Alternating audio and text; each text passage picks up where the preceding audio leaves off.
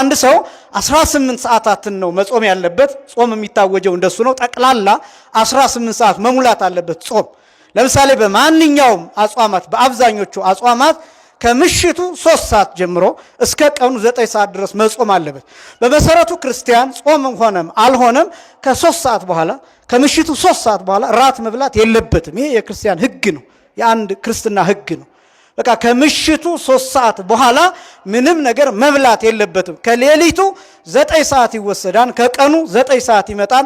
ጠቅላላ 18 ሰዓት ናቸው የጾማቱ ሰዓታት፣ የጾሞቹ ሰዓታት።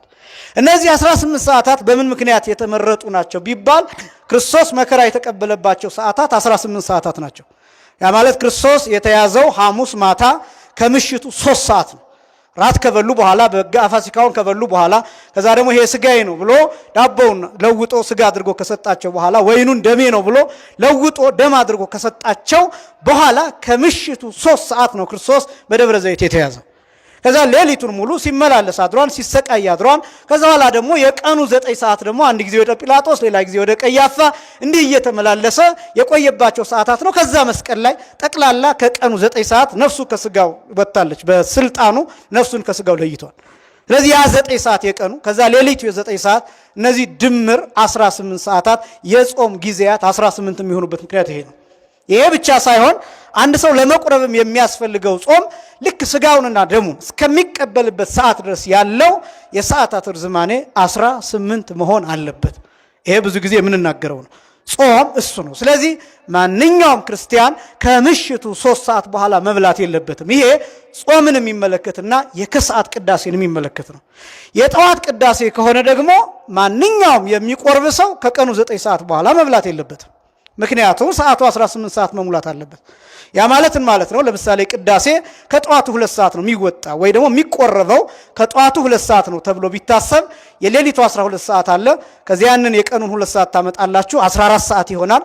ከዛ 9 ሰዓት አለ፣ 10 ሰዓት አለ፣ 11 ሰዓት አለ፣ 12 ሰዓት አለ።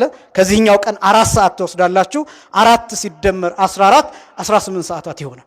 በተለይ የሚቆርብ ሰው ስጋው ደግሞ የሚቀበል ሰው ለምሳሌ እሁድ ጧት የሚቆርብ ሰው ነገ ከ9 ሰዓት በኋላ መብላት የለበትም። ከዚህኛው ቀን 4 ሰዓት፣ ከዚያኛው ሌሊቱ 12 ሰዓት፣ ከዚያኛው ቀን 2 ሰዓት ጠቅላላ 18 ሰዓት እንዲሞላ ማለት ነው። ስለዚህ እነዚህ ሰዓታት ለጾምና ስጋውን ደግሞ ለመቀበል የተሰሩ ሰዓታት ናቸው። ይሄ ነው የስጋ ግብር ተብሎ የሚጠራው። አንድ ሰው 18 ሰዓት ሲጾም ላይርበው አይችልም፣ ላይጠማው አይችልም፣ ላይቸገር አይችልም። ሰውነቱ ሊቀንስ ይችላል፣ ሊከሳ ይችላል፣ ኢነርጂ ሉዝ ሊያደርግ ይችላል፣ መነሳት ሊያቅተው ይችላል፣ ሊደክመው ይችላል። ምን እያደረገ ነው ታዲያ? በእንደዚህ ሁኔታ ምን እያደረገ ነው ቢባል ኃይሉን ለእግዚአብሔር እያቃጠለ ነው፣ እየሰዋ ነው። ይሄ ነው ጾም የሚባለው።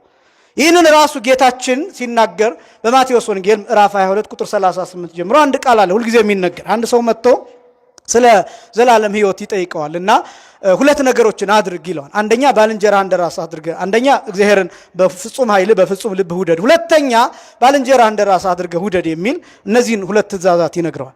እኔ የፈለኩት የመጀመሪያውን እግዚአብሔርን ስትወደው በፍጹም ልብህ፣ በፍጹም ነፍስህ፣ በፍጹም ኃይልህ የሚል ቃል አለ።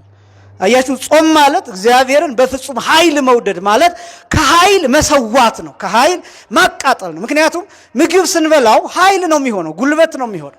እንደምታውቁት ምግብ ማለት በልተ ነው ሪስፓይሬሽን፣ ኦክሲዴሽን በሚባሉ ፕሮሰሶች በኢነርጂ ፎርም ነው ስቶር የሚደረገው። ሌላ ምንም ተአምር የለውም። ምግብ የምንበላው ውስጣችን ኃይል እንዲከማች ነው። ኃይል እንዲከማች፣ ኢነርጂ እንዲከማች። ያለዛ መናገር አንችልም፣ ማየት አንችልም፣ መስማት አንችልም፣ መራመድ አንችልም፣ መተኛት ራሱ አይቻልም። ምግብ ካልበላ አቅም ከሌለ አይን መክደንና መግለጥ የሚባሉ ነገሮች አይታሰቡ፣ መጨረሻው ሞት ይሆናል ማለት ነው። ስለዚህ ሰው ኃይል ያስፈልገው። ጾም ስንጾም ምን እያደረግን ነው? ከኃይላችን እየከፈልን ነው።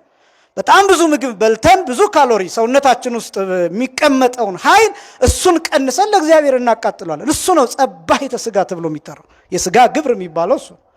ስለዚህ ጾም ማለት እሱ ነው፣ የሥጋ ግብር ማለት ነው። ልክ ምጽዋት የገንዘብ መዋጮ ወይም የገንዘብ መስጠት እንደሆነ ሁሉ ጾም ደግሞ የሥጋ መስጠት ነው፣ የኃይል መስጠት ነው። ፍትሐ ነገሥቱ እንደሱ ያስቀምጠዋል አንቀጽ 15